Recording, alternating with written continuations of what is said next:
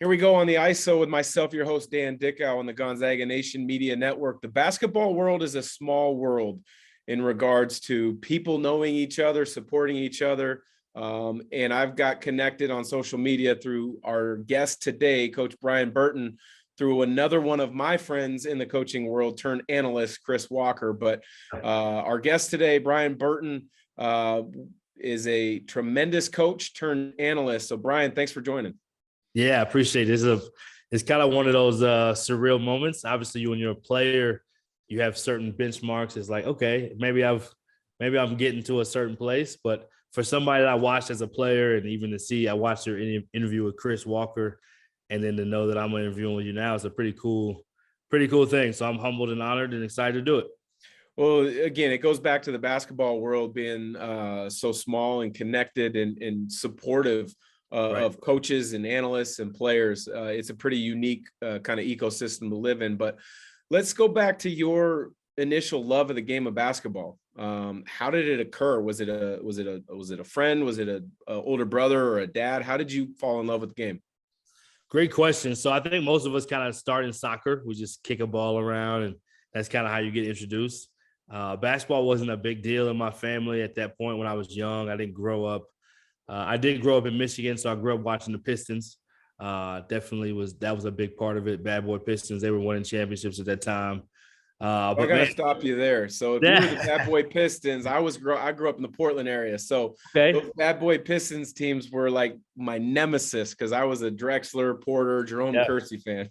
Yeah, that makes sense. Yeah, it was hard not to get behind that Bad Boys Pistons era at that time. And naturally, Joe Dumars and Isaiah Thomas were just so entertaining to watch. So yeah, I love that time period. And that was a cool kind of like what I remember watching basketball was starting there. My mom went to Michigan. My dad went to Michigan State. So it was a house divided. So I definitely grew up initially loving Michigan basketball more than Michigan State. And then as Izzo, his era kind of came and kind of loved that too. But yeah, I was one of those guys. Fifth grade is the first time I actually played basketball organized. And it was like I was probably never going back to soccer again after that because I just had a love for it instantly. And then I was definitely one of those guys that loved playing at the park. We had a park in our neighborhood. I was there all the time with the old men playing on Saturday mornings, which guys don't do that anymore. That's not a thing. And then it was always at the YMCA, finding pickup games, and just had a love for it. And then that love kind of stays with you all the way through your playing career. And then now I'm kind of just being a gym rat and still being around the game. It never quite leaves me for whatever reason. So how did you go from player to coach? Because I spent 1 year coaching with the Blazers as an assistant player development coach. Thought that was the path I was going to go down before I really kind of got into the broadcast world. But it's a hard switch to flip going from thinking like a player to then thinking like a coach. What was that transition like for you? Yeah, so it was a little bit easier, a little bit more natural probably. So my first team I ever coached was in fifth grade. I was in ninth grade. I was a freshman, and my brother was in sixth grade. And I kept going to his games and supporting, and his dads were coaching them, and like they were struggling. So I just said, hey, I would love to coach them if you want. And we lost our first game. I never forget it. We won every one. We had 10 games. We lost our first one. We won 9 straight. And there was one kid that was really talented, but he was hard to deal with. But I think some of it was natural, like the point guard in me, and I wasn't as much of a score first point guard or even a scoring point guard. I could when I needed to, but a lot of it was based on getting the best out of your teammates. So I think just thinking like a point guard, if this is my team. And then when I transitioned, so basically when I was done playing, I actually started an AU program. So in the summer, for me, when I went back I went to school in Dallas, a school called Plano East, home of Jimmy King, back in the day. So I would go back, and right when I graduated, I coached a camp. And when I coached that camp, my head coach, who was really difficult to play for, all of a sudden was like, treated me totally different. And he gave me my own group to just like, hey, you have your own group. So long story short, I think it started there. And every summer when I was at school, he'd say, hey, if you want to come back and coach the team in the summer. So I would coach the high school team. Well, there was 2 elite players on the team at that time, and they didn't have a summer program. And I didn't have a great summer experience when I played AU, We traveled and did all of it, but a lot of it was left to be desired, I think, and even a little bit from my coaching career. So the coaching part of it was almost like what I wished I would have had. I think a lot of that lens was, or motivation was from there. And then after that, really just like trying to figure out how to get the best out of players, just unlock that part. And I've always probably found joy in it, and still do, to be honest. Even though I'm not coaching in college, I still do a ton of individual stuff or camp stuff, and just love to be able to kind of see a player is here, or he sees himself here, you see him there, and you're trying to get them to unlock that stuff inside of them that gets them to the next level.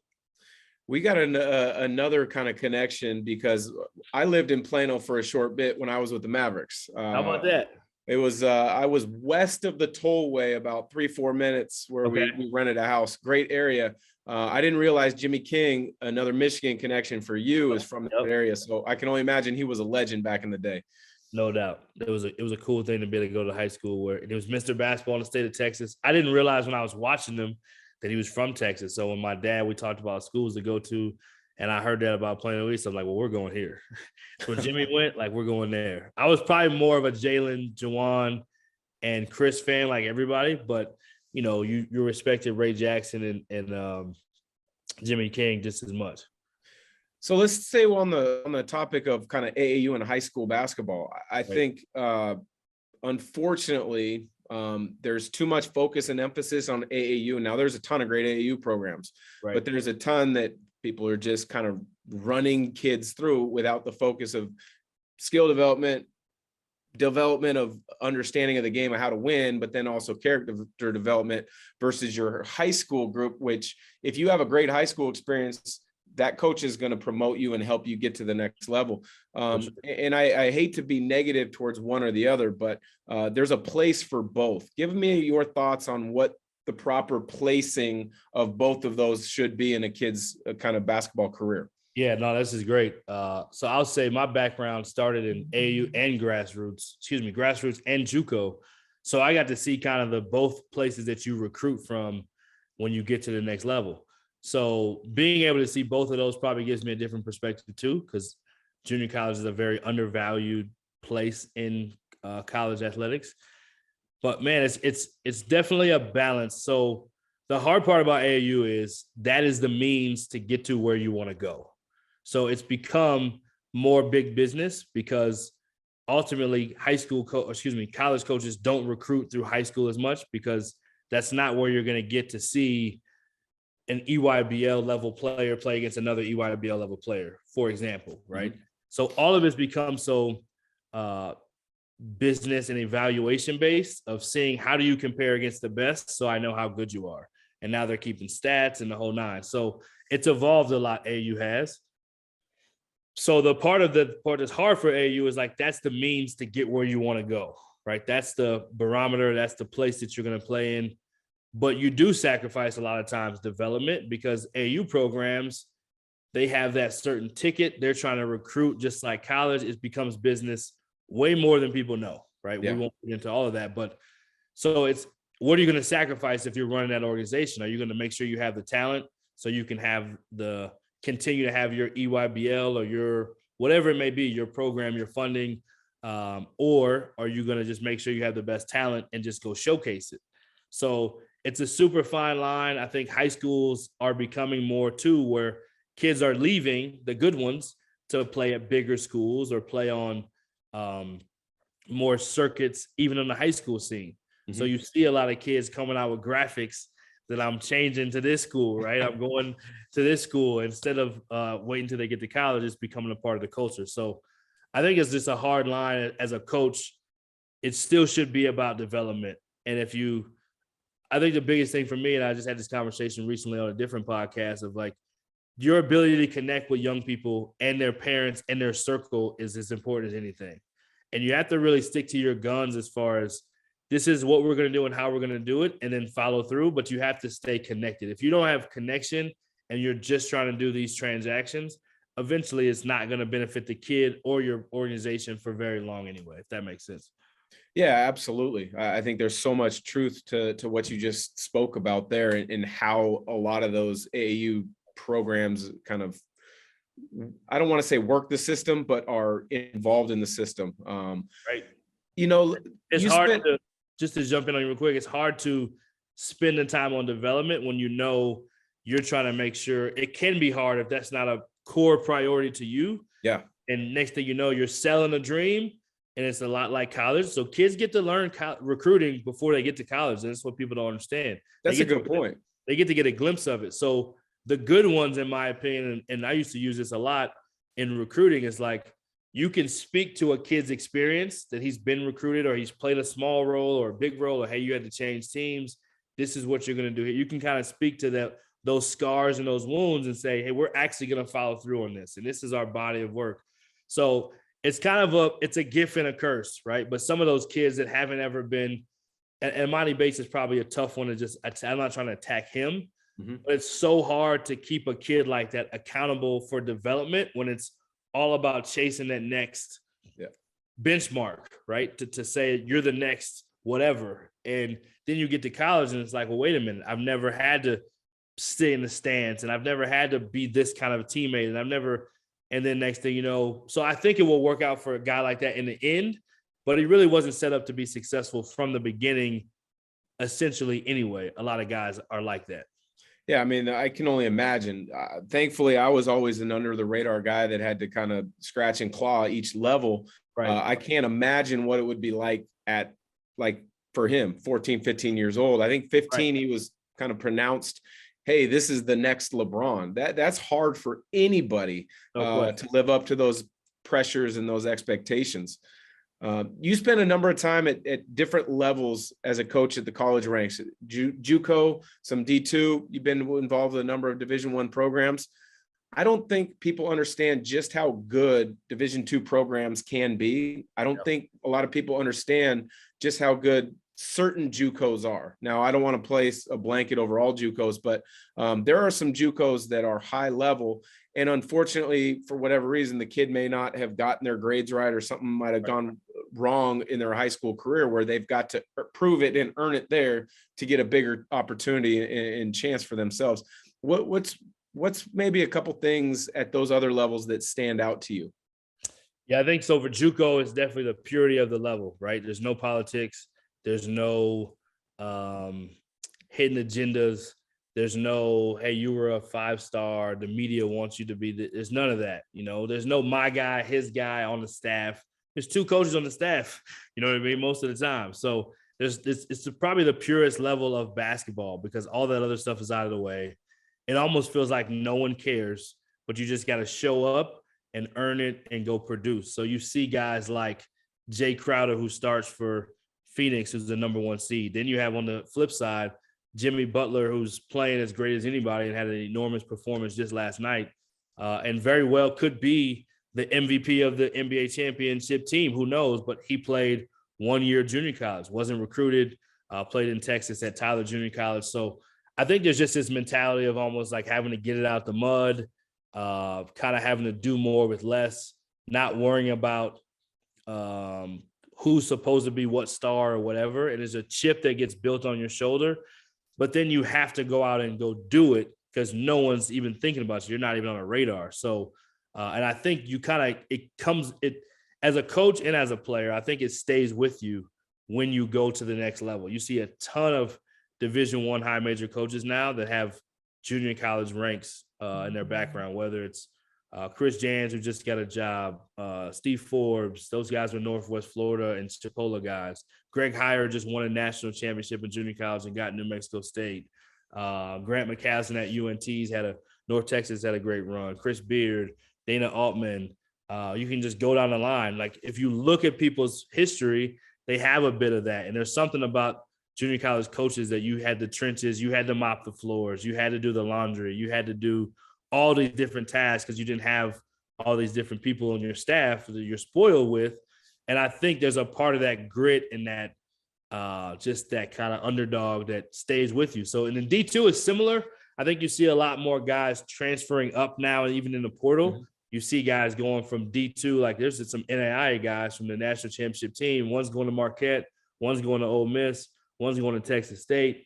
And I just think there's underappreciation for that level because people think like, well, you're not Division I, so that means you're not good. Well, you look at Scottie Pippen, Dennis Rodman, two of the best players to ever do it. They played Division II. You know, Charles Oakley. There's a ton of Ben Wallace. You go down the line, there's a ton of them. But even in the finals now, Duncan Robinson played Division III. Yeah. And, you know, so I think the cool part about the transfer portal now, which we haven't talked about, which is a huge thing in college basketball, obviously, but it doesn't matter now. If you're productive and people can see you're really good, it's almost like playing the G League or playing overseas. Like Luka Doncic, one of the best players. Well, he didn't come up and play in college. He didn't do the traditional way. But when you're doing it against grown men like Luka's done it, and when you're doing it in Division II against older guys, I think it just proves that if you put him in a situation where he's playing against other good players, hoopers are going to hoop. You know what I mean? When you put them in that position, they're going to hoop. So as a former hooper yourself, I think you can relate to that. You know, you're on a program at Washington where you're talented enough to be there, but for whatever reason, it wasn't happening. Well, then you transfer to Gonzaga. Next thing you know, like, well, where'd this guy come from? Well, he's always been a hooper. It's just kind of like he needed to put himself in that position where he had the platform to do it. Yeah, and it's got to be a great fit. And staying on the transfer portal, I don't like to be too critical of players because I believe NIL is right. I think college players should get paid. I think it's going to take a couple of years to flesh out what a true value system that makes sense long-term will be. I think we're going to see some ebbs and flows with that. But as far as the transfer portal, I found there was a great article on SI.com. Jason Jordan wrote it. I think it came out yesterday about one player in particular's experience in the portal, thinking something was going to be better on the outside. He went out, there was nothing there. He ended up having to walk on at the school he was previously at. Wow. And he earned a scholarship back halfway through the season. What are some of the things from a coach's perspective, maybe that kids are missing before they put their name in the transfer portal that can kind of become an issue for them finding a place?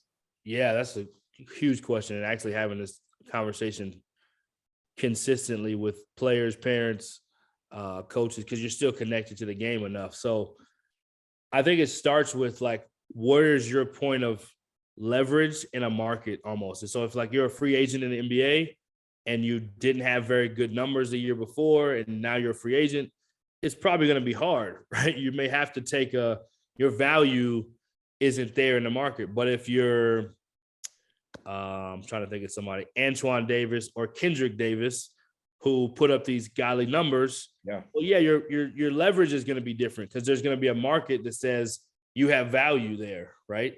So I think that's probably the hardest part. It's almost like grass is greener. Like, oh, my situation isn't going how I want. You guys don't think this or that. I should be doing this. I'm out. And it's not that easy, you know? And I think even, and I don't know what your case and situation was, but if you don't even almost have some relationships with people that recruited you before, and let's just be honest, there are third-party communications, whether it's supposed to happen that way or not, but you can reach out to your AAU coach like, hey, let's be honest, like, do I actually have a chance to go somewhere, or am I just doing this because of emotion and because I think I should be? So I think there's got to be more steps to just not just jumping in there on a knee-jerk reaction and actually understanding, like, is there somebody that has value for me? Like, there's a kid, Mountain West, I won't say his name, but he played at a high major. He was at a high major. He didn't play, but the school that recruited him at a high school, he was able to reach back out through his AAU coach and say, hey, would they have interest if I get into the portal? Well, his was at the semester. Well, he went into the portal. He went straight to that school. It wasn't a process. It was pretty much done. They knew what they were getting. He knew what he was getting. That staff was at a different place, but it made sense. Well, if you're not checking that and you jump in and that school doesn't want you, well, that kid is out there hanging out and hoping for something. He may be at home in junior college for a semester, you know? So I think there's way more that goes into it than people think. And I think somebody said this, Thad Matta said this the other day on an interview. There's like 1,000 people were in the portal at that time. 500 or more were averaged like less than 5 points per game. Well, what's the market for that? You know, unless you have that relationship and somebody knows that you can actually play, and maybe you just got stockpiled in a numbers game, hard to be able to create value when somebody's like, well, you're averaging 5 and you left there, or 3, and what do you think you're going to come do? So that's the part where people probably aren't as educated, and players and families aren't as much as you wish they were. It just looks like the cool thing to do. I'm going in the portal. I'm going to make a post, say thanks for everything. And next thing you know, I don't have a school. That's some great insight. Really good insight there. Want to ask you now about your transition from coaching into an analyst role. You know, one of the things that I enjoy about it is when the game's over, I don't have to break down the film. I might have to answer a tweet or something if I mispronounced a player's last name, which you and I, hopefully we do our homework and we get it right before the game, so there's no issues. But what's that transition been like for you, and how are you enjoying it? Yeah, I'll say this first too. So I saw you do the game, and I think you did do some of our games when I was in the Mount West, but at Fresno State. But I saw you do the game against, I want to say it was Boise State, Colorado State. Was that the game? I had Boise State and San Diego State this year. I may have had Colorado State. That's the game. No, that's the game. Okay. So I saw that game, watched you do it. I think I may have reached out to you for the first time afterwards. Like, super impressive. So it's cool to see a guy who used to play take so much time in their craft. So part of how I was interested in it, to be honest, after I got done, was when I was doing it, especially on the ESPN plus level and your mid-major, just you're at this underappreciated level anyway, right? People don't value how hard you have to work. They don't value how much it took to get a player that's on your roster, whatever it may be. So you would see these guys and they're talking about your game, and you're watching it again, like doing your film study and breakdown, and like they don't even know about your team. They don't know about your team. They've never been to a practice or a shoot around. They've never called. So it just used to frustrate me. It's like these guys are controlling our narrative and telling our story, but they don't even know anything about us, and they're not even giving us, you don't have to rave about us, but at least give us the respect that's due, you know, and especially for the head coach. So I think that always kind of stuck with me, and it's like, it was like a thorn in my side of like, how do these guys get these positions anyway, you know? And then as it evolved, I kind of took a year where I was like, you know what? So my wife is a former college head coach. She's a Division II volleyball head coach at two different places. She played Division I softball and volleyball at Colgate, and is about to be in the Hall of Fame there. So she's the real stud in the family, two-sport athlete. So she stepped away from coaching to do the family thing with me. I was fortunate. I never wanted to ask her to do that, but she chose to.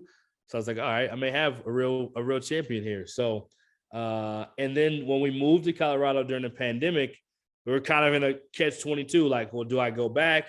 I was kind of thinking I'll sit out a year and just kind of like let our family. We lived in 7 different places in our first 3 years of marriage. So it was like time to be settled for just at least a second. And we were just doing long distance. And so we find out, so my wife's pregnant. We're 11 weeks into pregnancy. And the quick story is we found out that our daughter had a 90% chance to have special needs. Well, we had to make this hard decision of, are you going to continue pregnancy or not? 85% of people do not. Not a judgment on them at all. We chose to take a leap of faith and say, if God has this plan for us, he does.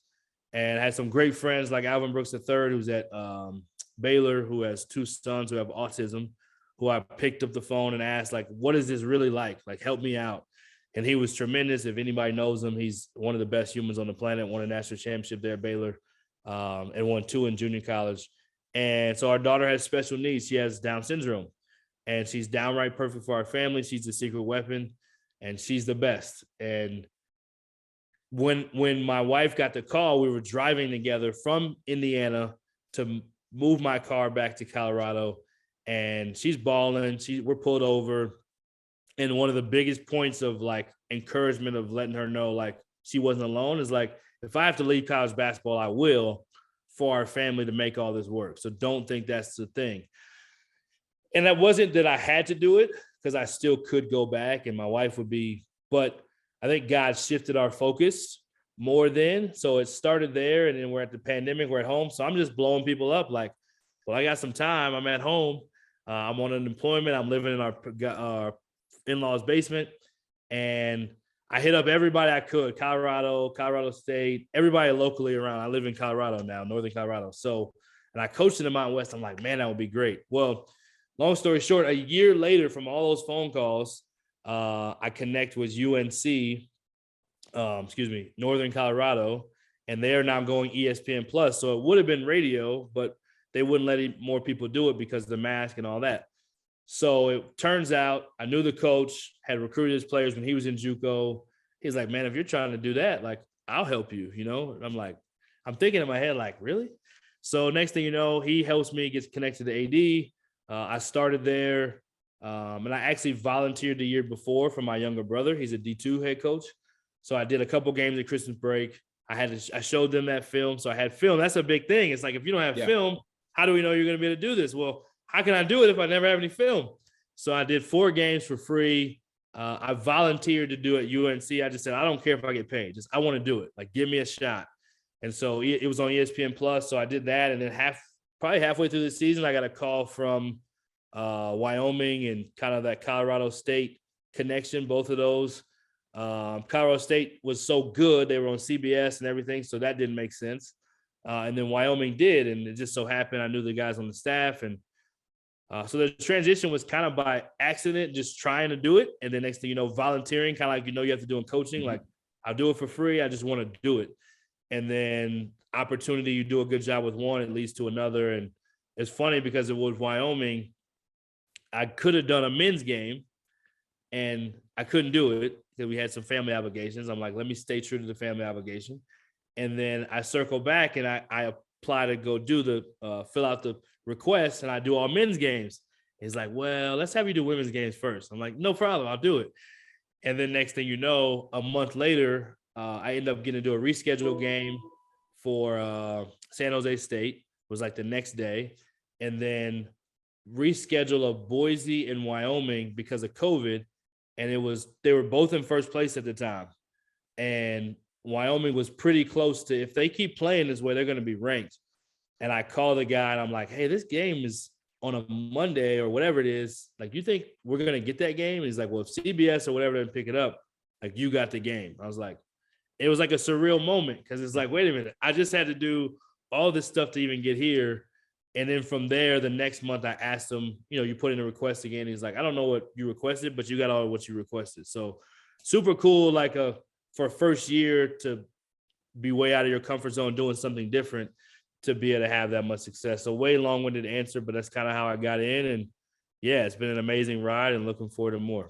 Well, it sounds like the grinding that you had as a coach is going to start paying off as a broadcaster. I appreciate and enjoy those type of stories. I also appreciate the faith that you had in sharing about your family, because that's a blessing from God, that's for sure. But last question before I let you go, who you got in the NBA finals or in the NBA playoffs? Because we're in the conference finals right now. Are in the conference finals. So I love the series. Both series are the teams I think they should be, almost the teams that were playing the best.